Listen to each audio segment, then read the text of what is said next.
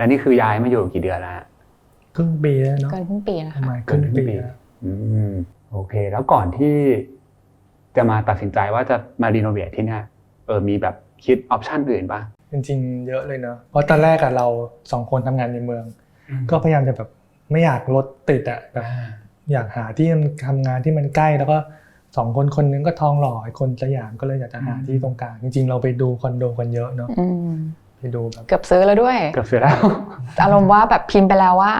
จองค่ะแล้วก็เจ้าของบอกไม่ขายแล้วก็เลยแบบเฮ้ยทำไมแบบลำบากจังวะมันแบบเหมือนแบบแม่งมีอุปสรรคเยอะไปหมดอะไรเงี้ยก็เลยแบบหรือมันจะไม่ใช่อะไรเงี้ยแล้วก็แต่ก็จริงๆไปดูบ้านก็มีเนาะบ้านแถบระหว่างที่อยู่ในเมืองแต่โหไม่ไหวก็สูงมากทางใกล้เมืองก็แพงใช่เดี๋ยวเราก็มาตกแต่งรีโนเวทดีก็เลยเราว่าเดี๋ยวคอสมันจะสูงไปหน่อย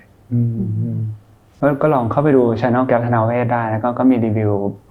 ดีเลยฮะตามหาบ้านเพื่อนตัวเอง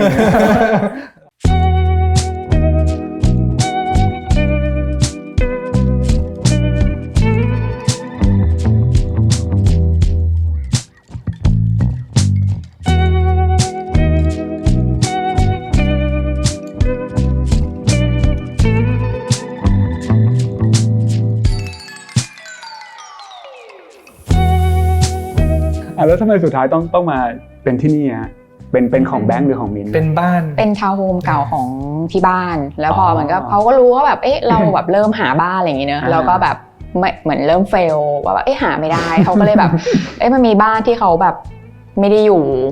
แล้วเราอยู่บ้านนี้ตั้งแต่เด็กแล้วแหละคือมันก็อยู่ที่นี่มันอยู่ที่นี่แหละแล้วเขาย้ายออกไปไกลกว่านี้อีกเขาก็เลยบอกงั้นก็เอาอันนี้ไปเป็นเรือนหอไหมล่ะเอาไปแบบทำไปรีโนเวทอะไรอย่างเงี้ยแล้วส่วนตัวคือ2คนอ่ะจะชอบดูพวกเต็กที่มันเป็นของเวียดนามอ่ะที่มันเป็นแบบทาวน์เฮาส์หน้าแคบดับเบิลสเปซอะไรอย่างเงี้ยก็รู้สึกเวลาทาวน์โฮมเก่าอ่ะมันทุบได้ก็รู้สึกมันก็น่าจะแบบมีแบบรูมให้เล่นแบบเล่นสนุกได้เนอะอะไรอย่างเงี้ยค่ะก็เลยลองจริงๆตอนมิ้นโทรมาบอกว่าแม่เขาจะยกให้แล้วก็ยิ้มสบายแล้วสำเร็จละคือจริงๆทั้งหมดเนี่ยเป็นแผนแล้วก็บอกทีนี้พอคิดแล้วว่าจะเอาที่นี่แล้วก็แบบต้องมารีโนเวททำไมถึงเลือกเดี่ยวซึ่งเดี่ยวก็เป็นเพื่อนเรากับแบงค์นะจบด้วยกันมาจริงๆก็ในรุ่นนะท็อปในรุ่นนะจริงๆท็อปเลยเดี่ยวตัวแบบติดเลยคือจริงเรา2คนจะแบบทำงานสายโฆษณาก็จะชอบนี่แบบมีเรฟเฟอเรนซ์มีชอบแบบดีไซน์ก็แบบจริงเดี่ยวก็สายแบบติดเลยเลยเดี่ยวดีกว่าติดแต่เป็นติดในแง่ดีนะดีคุยรู้เรื่องตอนที่แบงค์กับมิ้นบอกเดี่ยวไปเนี่ยคือบรีฟไปยังไงบ้างว่าความต้องการคืออะไรเอาจากฟังก์ชันก่อนก็ได้นะว่าอยากมีห้องอะไรบ้างห้องคุณพ่อคุณแม่มีไหมห้องลูกหรือว่าแบบฟังก์ชันพิเศษพื้นที่คิดงานเพราะ2คนเป็นครีเอทีฟด้วยต้องมีพื้นที่คิดงานแบบเน้นมาเลยเนี่ยมึงเน้นให้กูเลยได้อะไรวันนี้ป่ะจริงๆถ้าเน้นก็ห้องนอนเนาะมีจะเผื่อห้องนอนไว้ข้างบนสำหรับแขกสำหรับอาจจะเป็นพ่อแม่แต่ว่าตอนแรกเรายังไม่ได้คุยกันเรื่องลูกคือยังไม่ได้แพลนว่าจะมีไหมอะไรเงี้ยก็แต่ว่านี่มันก็4ชั้นจริงๆก็มีพื้นที่เหลือๆใช่ก็เลยปล่อยโล่งไว้เพื่อทำเป็นอเนกประสงค์นะปรับเปลี่ยนแล้วก็ห้องทำงานจริงๆก็แค่อยากให้มันมีแค่มุมเล็กๆเพราะว่าจริงๆอยากกลับบ้านก็ไม่อยากทำงานแล้วไม่ต้องมาขี้เกียจทำงานโอเคเรารู้ในแง่ฟังก์ชันแล้วในแง่ของสไตล์หรือว่ารูปแบบการตกแต่งอินทีเรียเนี่ยมีบีฟเดี่ยวไปยังไงบ้างคือสไตล์จะบีฟค่อนข้างแบบละเอียดแบบว่าtexture อยากได้อะไรแบบสีชอบสีเขียวนะก็จะบอกหรือว่าแบบโทนที่ชอบก็จะแบบขึ้นคีย์โน้ตแบบว่าขึ้นคีย์โน้ตประมาณนี้พี่แต่ว่ามันก็แบบเยอะๆอ่ะแบบไม่รู้เหมือนกันว่าแนวนี้เรียกว่าอะไรแต่เราชอบแบบบ้านแบบชอบมีสีอ่ะแล้วก็แบบมีแบบหลาย texture ตัดกันกระจกลอนอะไรอย่างเงี้ยก็จะบอกไปเลยว่าอยากให้ใส่แต่ไม่รู้ว่าใส่ยังไงนะช่วยหน่อยเนี่ยค่ะบอกไปจริงๆเราใส่ reference เยอะยิ่งต้องตอนนี้ขายออฟฟิศเพื่อนอะไรแบบ creative territory คือใส่ได้ทุกอย่างที่เราอยากได้คือเวลาให้ไป10อย่างก็จะสามารถใส่หมดเลยลงตัวอย่างนี้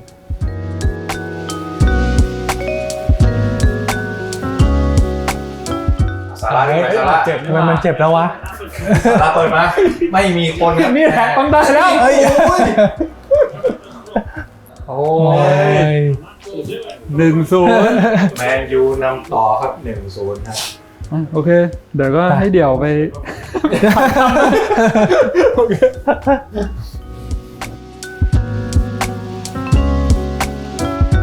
นี่คนแรกเลยนะมาเล่น มาเจอแบงค์หน่อยโอ้ เฮ้ย เฮ้ย เดี๋ยว โอ้เดียว เดี๋ยวมาได้จังหวะแล้ว กินเดี๋ยวกินข้าวมายัง โอเคนี่แบบ จะได้มากินนี่อิ่ ผม ม ผมกับผีเจอกันไม่ว่าเนี่ย ๆ ไม่เป็นไรให้เจ้าบ้านเนาะ แข่งกันในนี้แทน เดี๋ยวมาพอดีก็เมื่อกี้พอดีคุยกับ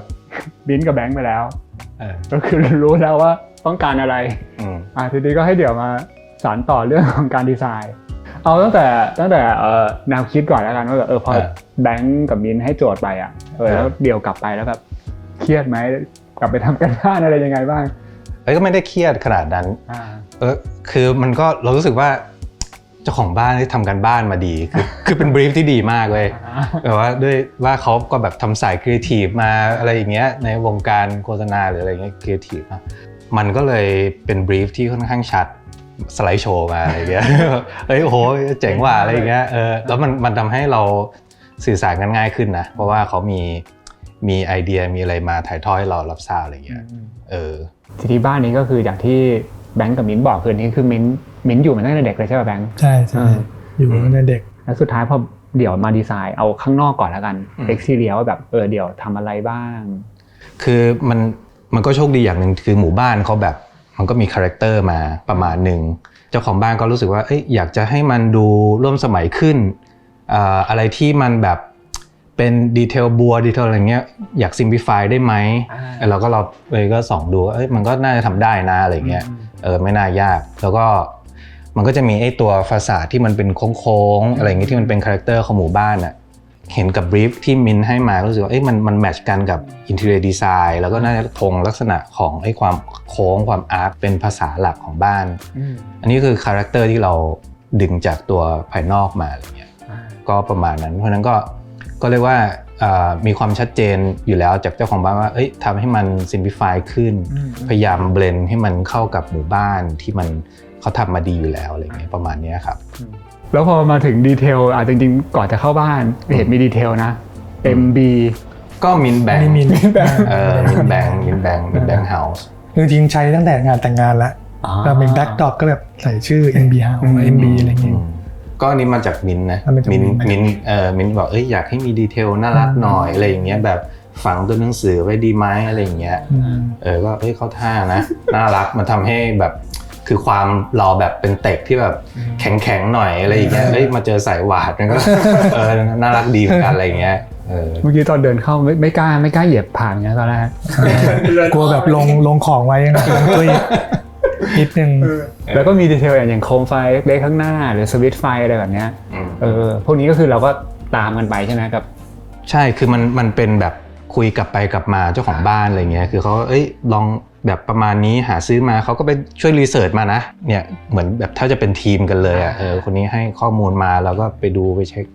อะไรประมาณนี้ค่าแบบยังจ่ายไม่ครบเลยนะเดี๋ยวจ่ายกลับทำเอาขึ้นไปแล้วกันทีนี้ก่อนเข้าบ้านจะเห็นประตูบ้านกับประตูที่เป็นตู้เก็บของด้านหน้าเป็นสีเขียวแล้วก็มีคุยกับเดี๋ยวบอกว่าในบ้านเนี่ยมันก็จะเป็นสีเขียวแบบหลายโทนเลยให้เดี๋ยวเราคิดเรื่องสีมายังไงบ้างคือมิ้นเขาก็ให้โจทย์คร่าวๆเขาชอบสีโทนเขียวอะไรเงี้ยแล้วก็คือเราก็เริ่มสังเกตนะในบรีฟที่มิ้นให้มาหน้าปกเขียวเว้ยรูปเขียวเว้ยอะไรอย่างเงี้ยแล้วสงสัยว่ามินต้องชอบโทนนี้เป็นพิเศษแน่เลยว่ะทีนี้ก็เลยคิดกันในทีมสีมิ้นเว้ยมันต้องสีมิ้นชื่อเจ้าของบ้านเพลงแน่นอนจะผ่านได้ง่ายก็เลยเป็นโทนสีประมาณนี้แล้วก็มาเรียงใหม่เหมือนกับว่าซีเควนซ์ของบ้านอะไรอย่างเงี้ยก็ไล่จากว่าโทน living room นี่ก็แบบขึมๆหน่อยเพราะว่าน่าจะเป็นโซนที่แบงค์แบบชอบมานั่งสุ่มเล่นเกมอะไรอย่างเงี้ยก็จะแบบโทนเข้มๆแมนๆตัดกับโทนสีน้ำตาลของโซฟาอะไรอย่างเงี้ยแล้วก็มันก็จะค่อยๆคลี่คลายเข้าไปเริ่มสว่างขึ้นเริ่มเขียวขึ้นข้างในก็จะเริ่ม มีความเป็นโทนสีมิ้นท์มากขึ้นอะไรอย่างเงี้ยเพราะฉะนั้นโทนมันก็จะไล่ขึ้นไปเปลี่ยนโทนสีจากห้องนี้สลับไปอีกห้องนึงโทนสีก็จะเปลี่ยน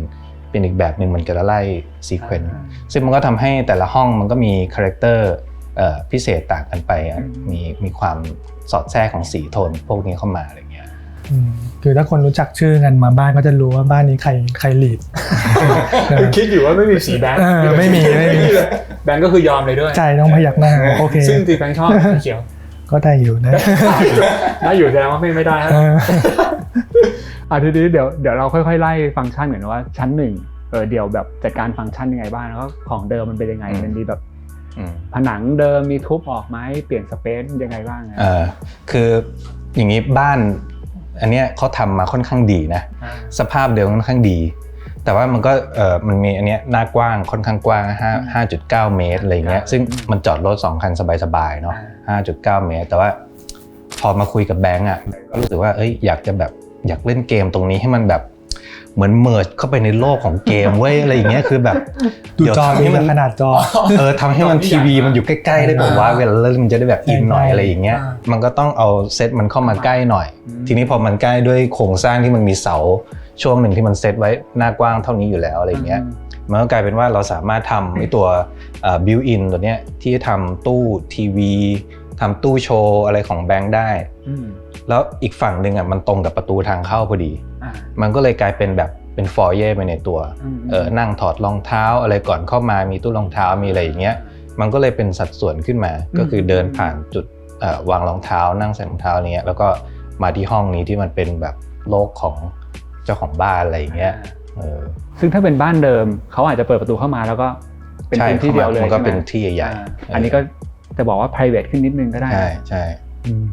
ทีนี้ต่อมาก็มันก็มีพวกการบุผนังเพิ่มอะไรอย่างเงี้ยนะเพื่อเรียกว่า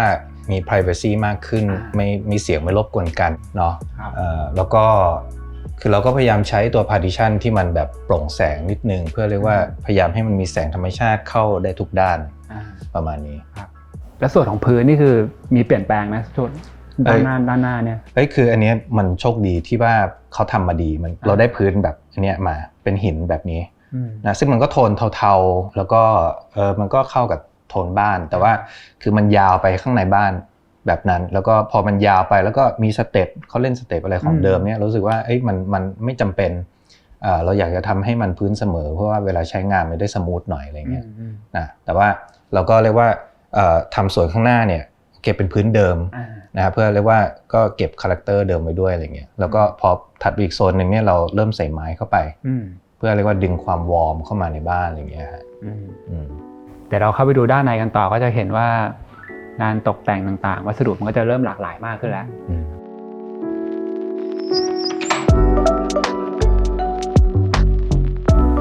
โอ้นี่แบงค์ขายด้วยเนี่ยนิดนึงคือเมื่อกี้ไม่ได้พื้นที่ตรงนั้นเรามีพื้นที่ตรงนี้พื้นที่ส่วนตัวต้องมีอีกแค่ในตู้อยู่ในร้านนิดนึงเดี๋ยวให้ก่อนจะพูดถึงตรงนี้เดี๋ยวให้เดี๋ยวเล่าก่อนว่าตอนนี้มาสู่โซนที่2แล้วอันนี้เป็นไงบ้างการตกแต่งฟังก์ชันของมันมีอะไรบ้างฮะก็อย่างที่เล่าเมื่อกี้ก็คือว่ามันมีพื้นที่เราเก็บไว้พอมาถึงโซนเนี้ยคือเราก็อยากที่จะเรียกว่าให้มันมี transition นิดนึง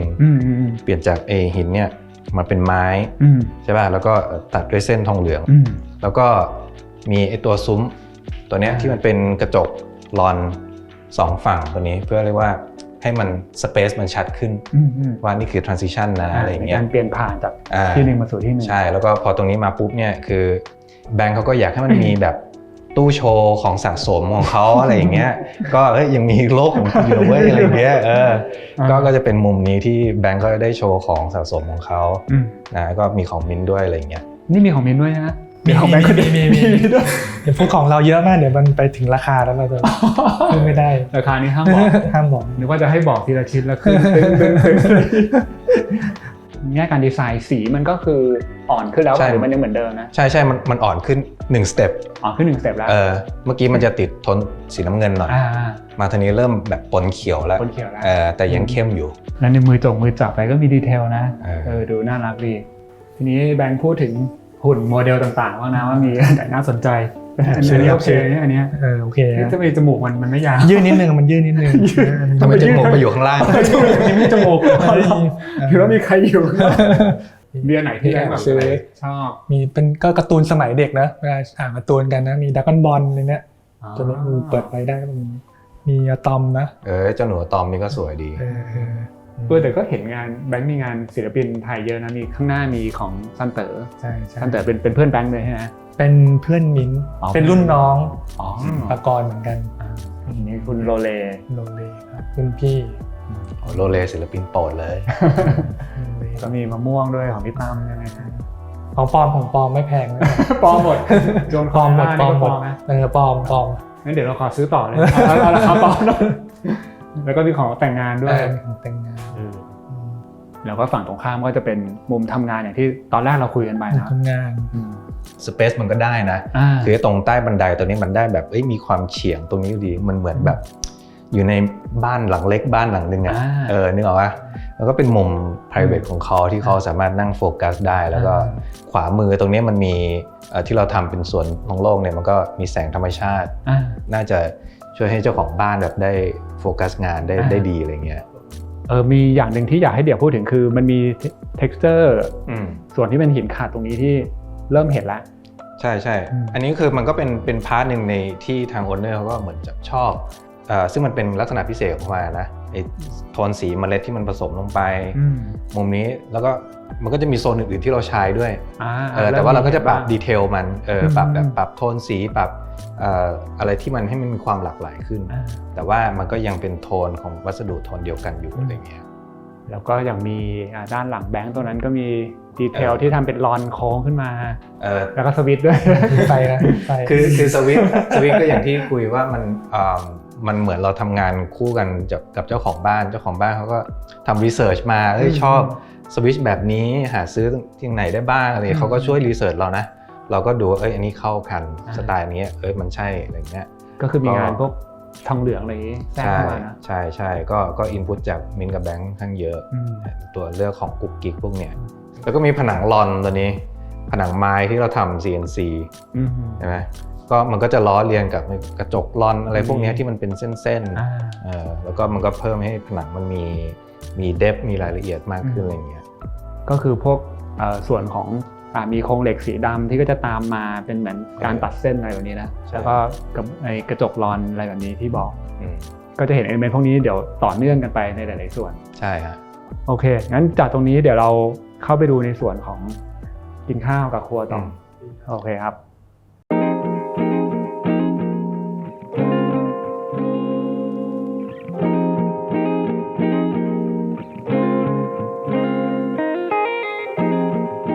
ตอนนี้เข้ามาอยู่อีกหนึ่งโซนละ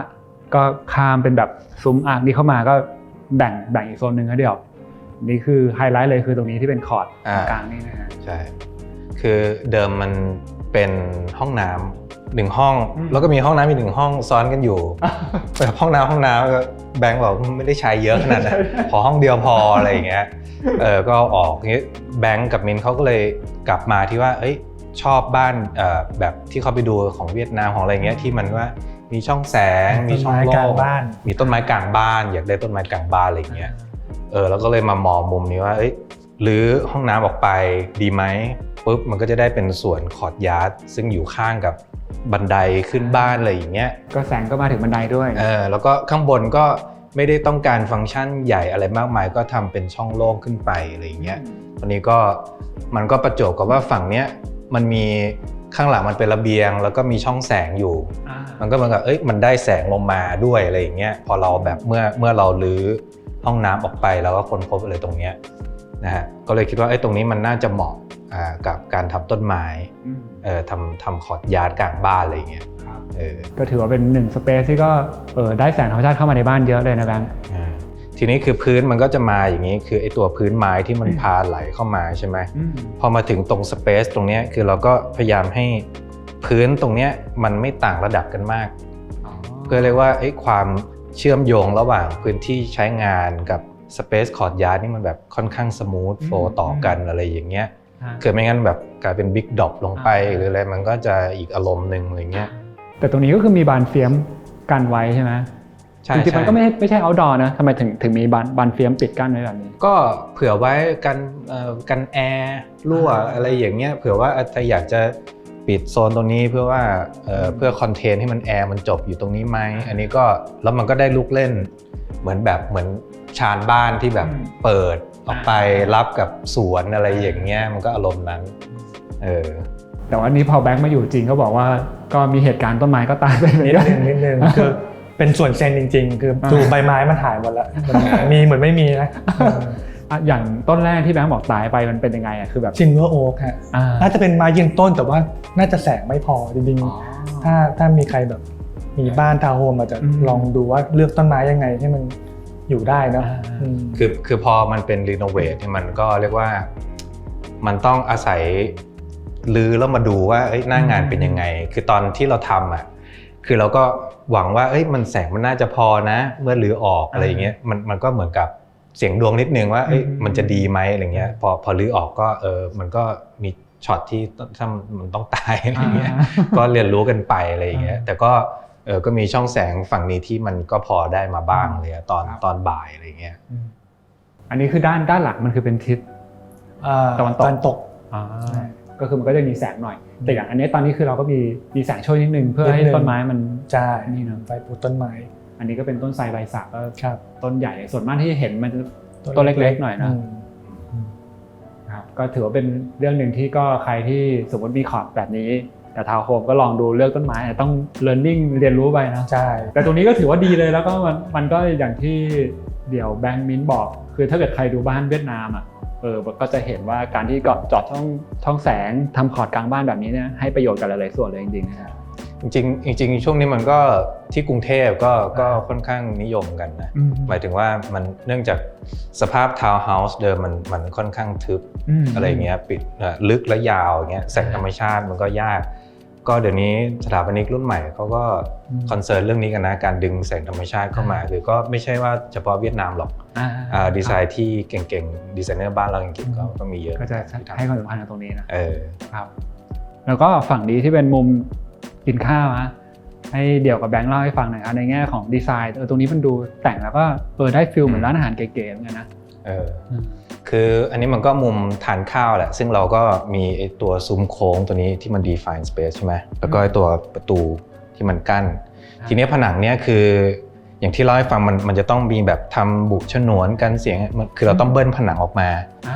นะพอจะเบิ้ลผนังออกมาก็เราน่าจะมีลูกเล่นอะไรที่มันสะท้อนคาแรคเตอร์ของบ้านอะไรเงี้ยก็ไอตัวฟาซาดที่มันเป็นซุ้มโค้งแล้วก็ไอตัวซุ้มต่างๆที่มันเป็นเส้นโค้งเส้นอาร์คเนี่ยก็เลยเอามาทำเป็นช่องเป็นจังหวะแบบนี้แล้วก็อินเสิร์ตไอตัวกระจกทินเข้าไปเพื่อเรียกว่าสะท้อนแสงด้วยแล้วก็ให้มันห้องมันดูมีมิติขึ้นอะไรเงี้ยแต่ว่าก็ผนังตัวนี้เราก็คีปโทนที่ไล่โทนสีเข้ามาฮะจากไอโทนน้ำเงินนี่มาปุ๊บก็จะเป็นโทนสีเขียวอันนี้คือน้ำเงินจะน้อยลงนะจะเป็นเขียวมากขึ้นใช่เริ่มเป็นเขียวมากขึ้นคือตอนนั้นก็แบบว่าเฮ้ยเขียวปุ๊บตัวนี้ก็มีสวนเขียวด้วยนี่แต่ไม่เขียวเท่าไหร่แล้วตอนนี้ไม่ค่อยเขียวแล้วแต่ก็อันนี้คุมโทนอะไรอย่างเงี้ยพอมาเขียวตัวนี้ปุ๊บโทนถัดไปก็จะเริ่มมีความมิ้นท์อะไรอย่างเงี้ยมันจะไล่โทนใหม่อย่างเงี้ย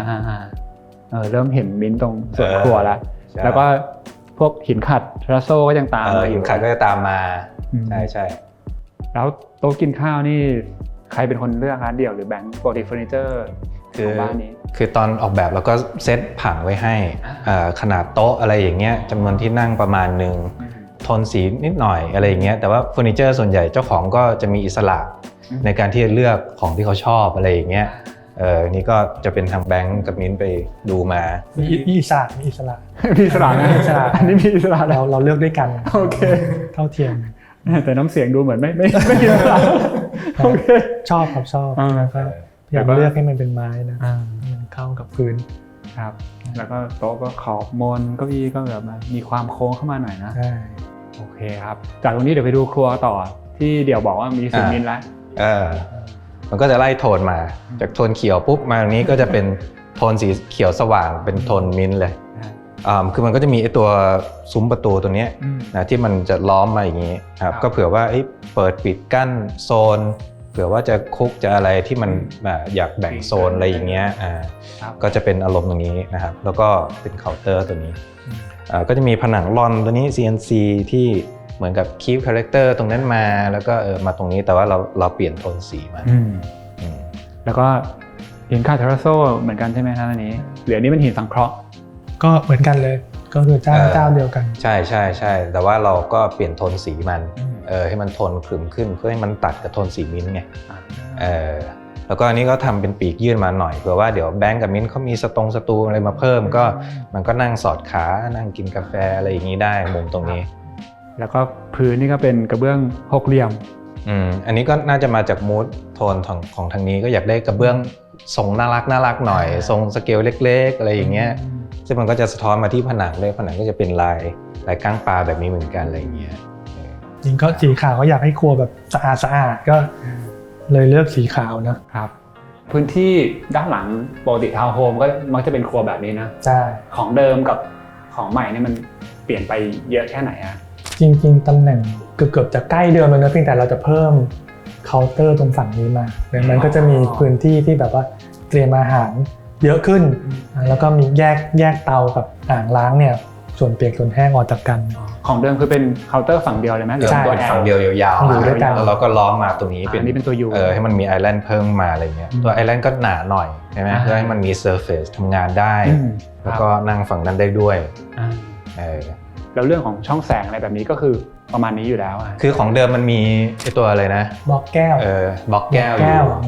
ทีนี้ก็ปรับให้มันมีสกายไลท์นิดหน่อยเพิ่มขึ้นมาเพื่อเพิ่มแสงสว่างเพราะของเดิมมันก็มีตู้บิวมีอะไรมาบังมันก็จะทึมทึบนิดนึงอะไรเงี้ยอันนี้ก็ครัวดูสว่างดูแบบโอ้น่าใช้งานเลยโอเคเลยครับช่องตรงนั้นก็จะเห็นว่ามันเป็นหน้าต่างเปิดออกได้สมมติจริงๆถ้าทำจริงๆก็คือระบายกลิ่นอะไรออกไปได้ด้วยนะใช่แล้วก็ตรงนี้ก็คือมีห้องน้ำ1ห้องเหมือนเดิมใช่ครับก็คือจากที่มี2ห้องที่เดี่ยวบอกใช่ก็เหลือห้องเดียวใช่ห้องน้ำนี่ก็เราก็ใช้โครงเดิมแต่ว่าเราทำ finishing ใหม่ให้มันสวยงามอะไรเงี้ยจัด move นิดหน่อยให้มันฟังก์ชันมันลงโอเคครับนี่ก็ส่วนของชั้น1นะเดี๋ยวให้เดี่ยวกับแบงค์พาขึ้นไปดูชั้น2ต่อครับ